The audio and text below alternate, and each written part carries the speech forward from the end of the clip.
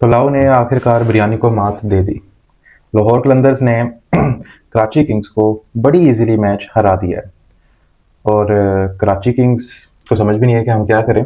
Start बड़ा अच्छा था कराची किंग्स का। बैटिंग की बात करें तो सिर्फ डेविड वार्नर वो अपनी कैप्टन इनिंग्स खेल सके हैं और जिस उनका तरह साथ नहीं दिया किसी ने। उनका साथ नहीं दिया। जैसे कि अक्सर मैचेस में हमने देखा है जेम्स विंस उनका साथ दे देते थे, खड़े बड़ी पार्टनरशिप टीम साइफर्ट पूरा टूर्नामेंट में नहीं चले हैं, वो नहीं चले। वो जैसे होता है, पाकिस्तान के अगेंस्ट चल रहे थे। वो तो होता ही है। फिर इस तरह के जब सिनेरियोज डिफरेंट आ जाते हैं, कंडीशन डिफरेंट हो जाती है। और कुछ दिन लेकिन डेविड वार्नर ने अपनी पूरी कोशिश की है। उसने तो पूरी कोशिश करनी थी। वो अपनी एंकर इनिंग्स को अच्छा यूज कर रहा था अपनी पोजीशन को और अच्छी टेक्निक के साथ स्कोर करता आ रहा लेकिन था। दूसरे एंड पे किसी ने साथ नहीं दिया और खुशदिल शान मोहम्मद नबी को इतना नीचे भेज रहे हैं, मोहम्मद इरफान खान को इतना नीचे भेज रहे हैं, सात बेग को ऊपर भेज रहे हो आप। 11 बॉल अगर आप ये कह रहे हो खुशदिल शाह को भी नीचे भेज रहे हैं, मोहम्मद नबी को भी नीचे भेज इरफान रहे को हैं, ऊपर भेज सकते थे। ठीक है। आप फिर डेविड वार्नर नीचे चला जाता खुद।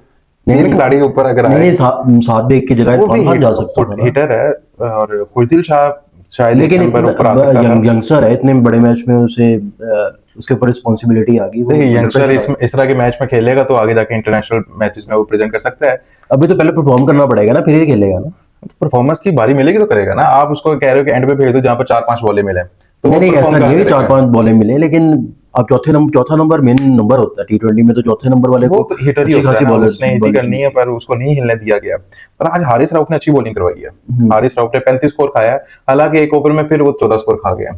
चले होता है, इतना ठीक है, मिलता है। 3 ओवरों में 21 स्कोर था। पर शाहीन शाह अफरीदी स्कोर खा गए। आज भी 47 स्कोर खाया है उन्होंने। स्कोर उन्होंने रचकी खाया है। सिर्फ 2 बॉलर्स ही थे जिन्होंने काफी बेहतर बॉलिंग करवाई है, जिसमें मोहम्मद नईम जिन्होंने 3 ओवर में 15 स्कोर दिया और साकिब अल हसन ने क्यों एक ही ओवर की? वो पता नहीं उनको देनी चाहिए थी और वो भी ओवर बड़ी अच्छी उन्होंने करवाई थी। 4 स्कोर देके एक विकेट ले ली थी। और अपडेट यही थी कि कराची किंग्स, लाहौर की टीम बहुत अच्छी हो गई है। लाहौर की टीम अच्छी हो गई जैसे है, ब्रेक आया ना, ब्रेक के बाद 2-3 प्लेयर्स उनके आए हैं, बहुत अच्छी टीम हो गई। पर बॉलिंग डैरेन मिचेल के जाने से फायदा ही हुआ है इन्हें। हाँ, पर नुकसान कोई बॉलिंग थोड़ी सी कंसर्निंग है लाहौर के अंदर की स्टिल, क्योंकि कंसिस्टेंट बॉलिंग नहीं है लाहौर के अंदर से। लेकिन एक्सपीरियंस तो है ना, साकिब अल हसन भी आ गए हैं, दुनिया के बेस्ट ऑलराउंडर अभी भी कह सकते हैं। पर भाई उन्होंने एक ही ओवर है। और जैसे कि कराची किंग्स के पास डेविड वार्नर थे और जेम विंस थे, जो majority of the score David Warner, James Vince और खुशदिल शाह ही कर रहे थे। आज डेविड वार्नर चले हैं और दूसरी तरफ से खुशदिल शाह ने छोटी सी इनिंग्स खेली है, तो स्कोर फिर भी मुनासिब कर लिया था उन्होंने। पर बॉलिंग उनकी स्टार्ट अच्छा था बॉलिंग का। अगर हम मीर हमजा की बात करें, उन्होंने पहले 2 ओवरों में 16 स्कोर दिया हुआ था। हसन अली की बात करें तो उन्होंने 2 ओवरों में 13 स्कोर दिया हुआ था। स्टार्ट अच्छा था बॉलिंग का। पर अब्बास अफरीदी वो प्रेशर बिल्ड नहीं कर सके बैट्समैन के ऊपर। उन्होंने 4 ओवरों में 49 स्कोर दिया। और ऐसा ही होता है उनके साथ, कभी कभी बहुत अच्छी परफॉर्मेंस देते हैं, कभी कभी बिल्कुल डाउन हो जाते हैं। टॉप विकेट टेकर चाहिए और आज के मैच में वो कोई विकेट नहीं ले सके, ये था। और फखर जमान ने बड़ी अच्छी इनिंग्स खेली। फखर जमान पूरे टूर्नामेंट में बहुत अच्छी परफॉर्मेंस देते आ रहे हैं, लेकिन अब्दुल्ला शफीक जो है उन्होंने बहुत ज्यादा इंप्रेस किया। उनका नाम नहीं आया टी20 स्क्वाड में, लेकिन अब्दुल्ला शफीक का भी बनता भी है वैसे नाम आना। हाँ चले, नाम नहीं बनता, लेकिन फखर जमान ने इनिंग्स अच्छी अपनी खेली है। रेपुटेशन जो है उससे अबव खेला है। अब ठीक है, अगर आपने उनका नाम सिलेक्शन कमेटी ने नहीं रखा तो वो अपनी परफॉर्मेंस देख के साबित कर रहे हैं कि मेरा नाम भी होना चाहिए। फखर जमान ने खेला अच्छा, पर वो जिस टाइम पे आउट हुए वहां पर लाहौर कलंदर मैच हार भी सकता था, क्योंकि 75 स्कोर था टीम का, जिसमें से 47 स्कोर फखर जमान का था। और फखर जमान को चाहिए कि वो बड़ी इनिंग्स खेले। इसी तरह अब्दुल्ला शफीक ने भी अच्छी इनिंग्स खेली, पर उन्होंने जो शॉट खेली है वो उनको उस टाइम पे नहीं खेलनी चाहिए, जब आपको रना बॉल पे स्कोर चाहिए। और आपको पता है जो आपका लोअर ऑर्डर है और मिडिल ऑर्डर में, उसमें मेजोरिटी खिलाड़ी अभी उन्होंने टीम को ज्वाइन किया है, जो फॉर्म में खिलाड़ी थे। सिकंदर रजा चले गए, ठीक है, डैरेन मिचेल नहीं है, तो न्यू खिलाड़ी आए हैं, तो उनको वो फॉर्म उनकी वैसी नहीं है। सिकंदर रजा टेस्ट स्क्वाड में चले गए, वो टेस्ट खेल रहे हैं इंग्लैंड के खिलाफ। इंग्लैंड ने भी 500 मारा है एक दिन। वो तो मारना ही था उन्होंने फिर बेस्ट बॉल के खिलाफ। 3 सेंचुरियां लगाई हैं उन्होंने। रनर बॉल 2 प्लेयर्स ने रनर बॉल लगाई है, एक ने थोड़ी सी स्लो लगाई है 70 के स्ट्राइक रेट। ऐसे ही है वो, 70 के स्ट्राइक रेट से उसने भी खेला। वो टेस्ट मैच उनका ऐसे ही होता है। वो टी20 टेस्ट मैच एक तरह ही खेलते हैं। उसके अलावा अब्दुल्ला शफीक ने अच्छी इनिंग्स खेली है, पर आगे आप 2 मैचेस, अगर आप ये ट्रॉफी जीतना चाहते हैं तो लगातार 2 मैचेस जीतने पड़ेंगे। और जैसे कि कहा भी जाता है और होता भी है कि बॉलर्स ही आपको टूर्नामेंट जितवाते हैं। तो बॉलिंग साइड पे ना कंसर्निंग है कि लाहौर कलंदर्स की जो बॉलर्स हैं वो कंसिस्टेंटली परफॉर्म नहीं कर रहे। एक मैच में बहुत अच्छी परफॉर्म करेंगे और नेक्स्ट मैच में बिल्कुल ही उसका ऑपोजिट वो करते हैं। आज बैटिंग साइड पे उन्होंने थोड़ा सा साबित किया। इनके एक तो पास जो है वो एक्सपीरियंस बैट्समैन है, जैसे कि कुशल परेरा, वो बड़े अच्छे हिटर हैं और मिडिल ऑर्डर पे बड़ा अच्छा खेलते हैं। राजा पक्सा है, वो बड़ा अच्छा, उन्होंने एशिया कप की वजह से एशिया कप में इन्होंने फाइनल के अंदर 70 स्कोर किया था। और तो चांसेस भी एक मिला था इन्हें 2 के, लेकिन उसके बावजूद ऐसे ही है। आसिफ अली है, साकिब अल हसन है।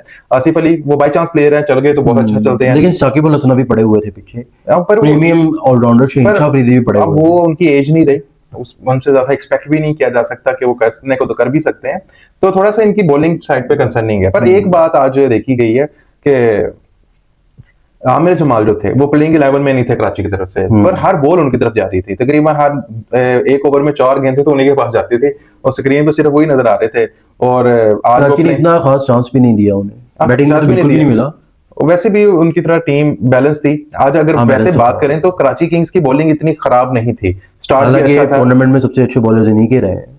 बात है थोड़ा सा एंड पे आके इन्होंने थोड़ा सा लूज करवाना शुरू कर दिया था। अब सेकंड लेग स्टार्ट हुआ है ना पीएसएल का, तब से इनके थोड़ी सी बॉलिंग खराब चली है, उसके पहले तो बहुत अच्छी थी। पर अब्बास अफरीदी जो है वो बहुत उन्होंने डिसअपॉइंट किया इस मैच में, जिनसे उम्मीदें थी कि हाईएस्ट विकेट टेकर है पीएसएल के इस सीजन में, तो उन्होंने आज बहुत स्कोर खाया है। कहीं पर भी मुझे एक तो समझ नहीं आती, जब आप अटैक कर रहे हैं तो स्लो डिलीवरीज क्यों करवा रहे हैं? हमेशा स्लो डिलीवरीज तब करवाई जाती है जब या तो आप जरा डिफेंसिव ऑलरेडी मार पड़ रही हो या डिफेंसिव हो जाए, क्योंकि स्लो डिलीवरी से आपको विकेट्स नहीं मिलने। विकेट्स आपको पेस फास्ट बॉलिंग पे ही मिलनी है, जहां पर आप line to line wicket to wicket ball करवाएंगे तो बैट्समैन कहीं पर गलती करेगा तो आपको विकेट मिलेगी, क्योंकि आप उस टाइम पे जाकर स्लो डिलीवरीज करवा रहे हैं जहां पर 45 बॉलों पे इन्हें भी रन्स पड़ना स्टार्ट हो जाए तो ये स्लो बॉल्स भी आ जाते हैं। पर आप माइंडसेट अपना मैच जीतने की तरफ लेके जाए ना, क्योंकि आपको हालांकि बहुत अच्छा यॉर्कर भी करते हैं, यॉर्कर बहुत अच्छा करते हैं, स्कोर तो ये रोक नहीं सकते थे। ठीक है, ऑल टीम आउट करके ही ये जीत सकते थे। क्या टाइम आ गया है कि 190 भी आप कह रहे हैं कि रोक नहीं सकते। देखिए बात यही है, और ये बड़ा कम देखा गया हमें इस पीएसएल में कि पहले बैटिंग करके आप मैच हार जाए, क्योंकि मोस्टली इस टूर्नामेंट में हमने यही देखा है जो पहले बैटिंग की है वो मैच जीते हैं। तो इसमें थोड़ा सा क्रेडिट जाएगा लाहौर कलंदर्स को कि उन्होंने बॉलिंग अच्छी करवाई है, क्योंकि जो भी पहले बैटिंग कर रहे हैं और जो मैच जीते हैं उनका टारगेट 200 प्लस होता था, और यहाँ पर भी अगर ये 200 प्लस देते तो मैच फंस सकता था, लास्ट ओवर में 210-15 होना चाहिए था, तो ये मैच कराची के हक में जा सकता था। लास्ट टाइम जब भी चांस था, क्योंकि विकेट तो उनके हाथ में थी, जैसे लास्ट टाइम की तरह इन्होंने खेला था। लास्ट टाइम वो जरा आउट ऑफ द बॉक्स आ गए थे खुशदिल शाह और मोहम्मद नबी, जिन्होंने 2 ओवरों में 50 स्कोर कर दिया था। आज वो नहीं कर सके तो स्कोर वहीं पर ही ठीक है, कराची की पेशावर ज़ल्मी के खिलाफ किया था, वो इसी तरह ही जा रहा था, 2 ओवर्स में 50 स्कोर किया था और पेशावर ज़ल्मी वो मैच जीत भी सकता था। ठीक है, आज वो दोनों नहीं कर सके, सेम सिचुएशन थी, आज वो नहीं कर सके। जितना इन्होंने लाहौर कलंदर्स ने स्कोर करना था उतना ही पेशावर ज़ल्मी ने स्कोर कर लिया था। तो यहाँ पर जो भी पहले बैटिंग करेगा, अगर वो मैच जीतना चाहता है तो वो 200 प्लस लेके जाए। लेकिन डिफरेंस ये है कि इस बार इनकी विकेट्स जल्दी गिर गई थी ना, उस मैच में विकेट्स नहीं गिरी थी, विकेट्स इन हैंड। अब विकेट्स नहीं गिरी थी, पर लास्ट 2 ओवर उनके तभी उनके 5 खिलाड़ी आउट हो गए थे, लेकिन वो एंड में जाके हुए थे ना, पार्टनरशिप तो स्टार्ट तो उन्होंने बहुत अच्छा लिया। हाँ, तो पर उस टाइम भी खुशदिल शाह और मोहम्मद नबी खड़े हुए थे, आप भी वो खड़े हो सकते थे, क्योंकि जब मोहम्मद नबी आउट हुए तो वो 18th ओवर थी। ठीक है, खुशदिल शाह आउट हुए उस टाइम, लेकिन हर मैच में तो नहीं ना होता, हर मैच में तो नहीं होता। खुशदिल शाह तो गए भी नॉट आउट है। तो वैसे मैं बात कर रहा हूँ कि अगर जिसने पहले बैटिंग करनी है तो वो 210 15 के करीब अपना टारगेट रखेंगे। हारिस रऊफ जैसे प्रीमियम फास्ट बॉलर्स के अगेंस्ट खेल रहे हो फिर तो मुश्किल ही होगा। देखिए वो प्रीमियम फास्ट बॉलर को स्कोर तो पड़ा ही पड़ा है, उन्होंने 4 ओवरों में लगभग 50 स्कोर ही खा लिए। तो लेकिन हारिस रऊफ वो तो बहुत अच्छी परफॉर्मेंस दी है जिनका आप कह रहे थे। वो ऐसे ही होता है, तनकीद करेंगे तो शायद परफॉर्म कर लेंगे, तनकीद नहीं करेंगे तो वो ढीठ ही बने रहते हैं।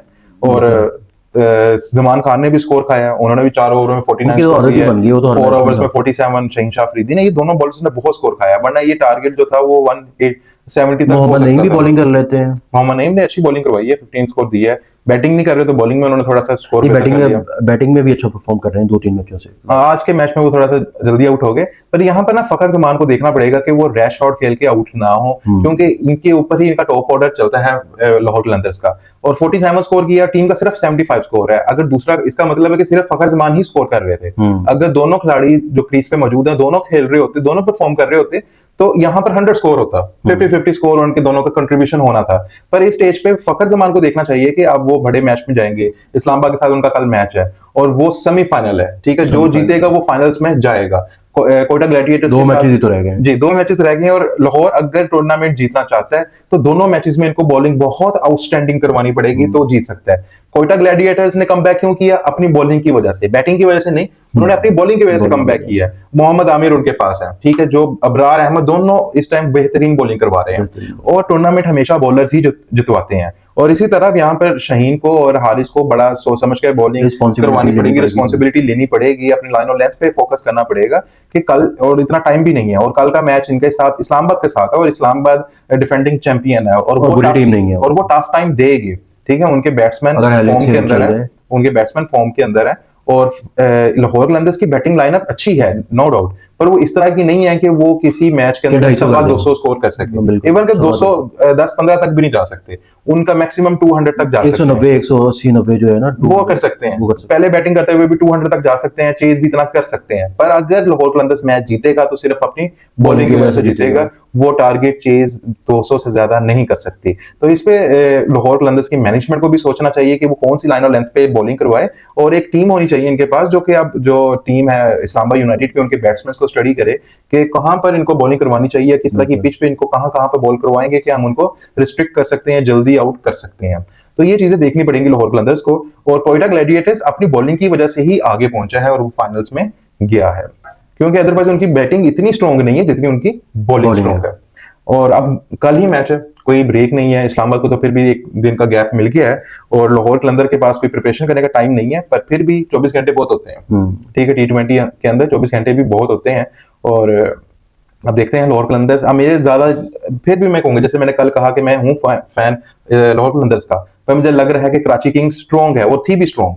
आज उनकी बॉलिंग नहीं चल सकी, बॉलिंग पूरे टूर्नामेंट में उनकी बहुत अच्छी रही है, आज के मैच में वो नहीं चल सकी। अब कल भी अगर ऑन पेपर देखा जाए तो इस्लामाबाद यूनाइटेड स्ट्रॉन्ग टीम है, और उनके ज्यादा चांसेस हैं कि वो मैच जीतेगी, लेकिन लाहौर के अंदर निकाल जाएगी। हाँ, पर इस्लामाबाद की वैसे भी लाहौर के अंदर उनकी किस्मत खराब ही चल रही है, और परफॉर्म नहीं कर रहे हैं ना, वो परफॉर्म नहीं कर रहे, और शायद लाहौर में आके परफॉर्म हो ही नहीं रहा। और लाहौर कलंदर्स ने होम ग्राउंड में कराची किंग्स को मैच हरा दिया है, पुलाव जीत गया आज, पहली दफा बिरयानी के अगेंस्ट लोगों ने पुलाव को चुना है, बिरयानी को नहीं चुना। और कल देखते हैं जिंगर बर्गर और पुलाव, फिर देसी और फास्ट फूड के दरमियान में मैच होगा, कौन सा फूड जीता है, देसी जीता है या फास्ट फूड जीता है, वो कल ही पता चलेगा। हमें अपनी हमारे कमेंट सेक्शन पे अपनी राय से हमें जरूर आगाह करिएगा कि कल का मैच कौन जीतेगा, इस्लामाबाद जीतेगा। आजम खान तो इस्लामाबाद के ब्रांड एम्बेसडर है, वो फूडी है ना, वो इस्लामाबाद के ब्रांड एम्बेसडर है। हालांकि वो देसी भी काफी खाते हैं, जैसे उनकी सेहत है, वो देसी भी, वो सारा कुछ खा देते हैं, वो सब कुछ, वो सब उनको, वो हर कुछ चीज खा सकते हैं, और वो उनको इजीली हजम हो सकता है, उनको कोई बेत नहीं है किसी चीज से। और कल उनको चांस भी मिलने का कोई चांस नहीं लग रहा। नहीं, उनको तो वैसे भी क्रिकेट में होना नहीं चाहिए, उनको क्रिकेट में होना नहीं चाहिए। काफी हार्श बात थी, पर हकीकत यही है, जब तक वो फिट नहीं होते, जिस तरह की उनकी फिटनेस है उसके मुताबिक उनका कैरियर छोटे से छोटा होता जा रहा है, उनकी परफॉर्मेंस भी डाउन होती जा रही है। पहले तो पाकिस्तान टीम में तो थोड़ा सा चांस था, मिले भी चांसेस, लेकिन अब तो इस्लामाबाद ने भी डिस्कार्ड कर दिया, वेल ही नहीं ना किया, परफॉर्म ही नहीं किया। परफॉर्मेंस की सबसे बड़ी ना होने की वजह ये है कि आप इस तरह की फिटनेस के साथ ना 1-2 मैच में खेल सकते हो, या 1-2 साल आपका कैरियर चल सकता है, पर अगर आप लॉन्ग टर्म देखेंगे तो इस तरह की फिटनेस पे बिल्कुल भी आप लंबे कैरियर का नहीं सोच सकते। और आपने ईयर बाय ईयर देखा होगा उनकी परफॉर्मेंस डाउन ही हुई है, जैसे उनका वेट ऊपर जाता रहे। तो उनको फिटनेस पे, अगर वो फिटनेस पे ख्याल नहीं रख सकते, या तो वो शोबिस में आ जाए, या वो क्रिकेट को बिल्कुल ही छोड़ दें। और अगर वो क्रिकेट खेलना, कॉमेडी कर सकते हैं, हाँ वो कर सकते हैं, वो खुद कॉमेडी है, लोग वैसे ही हंस पड़ेंगे उनको देख के ही, उनको बोलने की जरूरत भी नहीं पड़ेगी।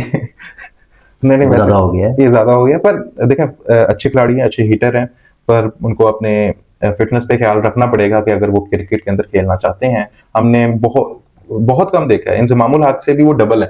अगर वो कोई बात करते हैं ना कि इंजमाम भी तो मोटा था, पर इंजमाम से वो बंदा डबल है। इंजमामुल हक की हाइट भी थी ना, हाइट भी अच्छी थी, और वो उस लिहाज से बहुत फिट था। तो अगर ये आधे भी हो जाते हैं तो ये बहुत अच्छा परफॉर्म कर सकते हैं। तो अब आजम खान का तो कोई चांस बनता ही नहीं है, ना इस्लामाबाद में ना ही पाकिस्तान में। देखें फिर क्या बनता है कल। कल के मैच में बड़ा इंपॉर्टेंट मैच है, वो बिल्कुल भी नहीं होंगे। मैं तो लाहौर के ऊपर करूंगा कि लाहौर जीतेगा, पर ऑन पेपर जो है वो इस्लामाबाद स्ट्रॉन्ग है, पर ऑन पेपर आज कराची भी स्ट्रॉन्ग थी, पर उनके भी टॉप 3 निकाल दिए जाए तो उनकी भी बैटिंग उस तरह की नहीं है।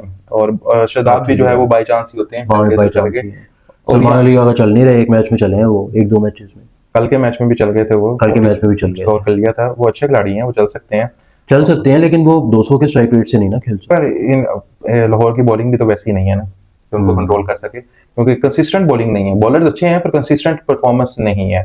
10 में से 2-3 मैचेस में बहुत अच्छी परफॉर्मेंस देंगे, उसके बाद 1-2 मैचेस में मॉडरेट सी, और 5 मैचेस में तो बहुत ही गंदी परफॉर्मेंस देते हैं। अब कल देखते हैं शहीन शाह अफरीदी किस तरह की बॉलिंग करवाते हैं, क्योंकि ज्यादा रिलाय जो बॉलिंग की है वो शहीन पे और हारिस पे ही है। हारिस ने आज कदरे कुछ बेहतर बॉलिंग करवाई है, पर फिर भी मैं सेटिस्फाई नहीं हूँ। अंडर 30 स्कोर होना चाहिए अगर आप मैच जीतना चाहते हैं, क्योंकि कोई एक ऐसा बॉलर होता है जो 50 स्कोर तक खा जाता है, और आज तो 2 खा गए, आज 2 खा गए हैं, जो एक ने 47 एक ने 49। तो ये बड़ा अलार्मिंग सिचुएशन है। ठीक है, अगर आप मैच जीतना चाहते हैं, अगर लाहौर पहले बॉलिंग करवाता है तो अगली टीम को कोशिश करें कि रिस्ट्रिक्ट करें अंडर 180 170, और अगर आप बैटिंग पहले करते हैं तो 220 तक स्कोर करें। अगर आपका 220 से कम स्कोर होता है तो आप मैच नहीं जीत सकते, क्योंकि हारिस राउफ और शहीन शाह अफरीदी डिफेंड नहीं कर सकते। पास हिस्ट्री में देख लें, आप बेशक डोमेस्टिक में देख लें, इंटरनेशनल में देख लें, इन दोनों ने कभी डिफेंड नहीं किया। ये हमेशा डिफेंडिंग के दौरान चोक कर जाते हैं और स्कोर बहुत खाते हैं। तो अपनी राय से हमें जरूर लगा करिएगा कमेंट सेक्शन में, हमारे चैनल को सब्सक्राइब करें और बेल आइकन को भी प्रेस करिएगा। कल तक के लिए फिर हमें इजाजत दें। अल्लाह हाफिज।